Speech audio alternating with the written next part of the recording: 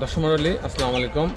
আমি ইঞ্জিনিয়ার টুটুল, আপনাকে অনেক অনেক অভিনন্দন এবং শুভেচ্ছা জানাচ্ছি। মিক্সার মেশিন বলা হয় এটা দিয়ে সাধারণত যেটা ছোট বিল্ডিং, যেগুলো আপনি 2000-3000 স্কোয়ার ফিটের বিল্ডিং, সেই বিল্ডিংগুলোতে কলাম ঢালাই, ছাদ ঢালাই করা হয়। অনেক সময় যদি 3000 স্কোয়ার ফিট বিল্ডিংয়েও আমরা অনেক সময় দুইটা কিন্তু এই মিক্সার মেশিন সেট করি দুই সাইডে।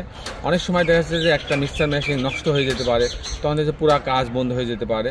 তো সেই জন্য এই মিক্সার মেশিনগুলো যখন আপনি কাজ শুরু করবেন, ছাদের কাজ, বিশেষ করে ছাদ আর বিমের কাজ, তখন একের অধিক মিক্সার মেশিন রাখার চেষ্টা করবেন, তাহলে ছাদটা দ্রুত ঢালাই হবে এবং ঢালাইটা ভালো হবে। আবার অনেক সময় দেখবেন, আমি একটা পয়েন্ট আপনাকে উল্লেখ করে রাখি, যে মিক্সার মেশিনে যখন আপনার বিভিন্ন ম্যাটেরিয়ালস দিবেন, আপনি যেমন সিমেন্ট, বালি, পাথর, এগুলো দেওয়ার পরে এটা কিন্তু প্রায় আপনাকে 2 মিনিট ধরে, লাস্টে ছুরি ফেলার পরে 2 মিনিট থেকে 1.5 মিনিট আপনি এটাকে ঘুরাইতে হবে।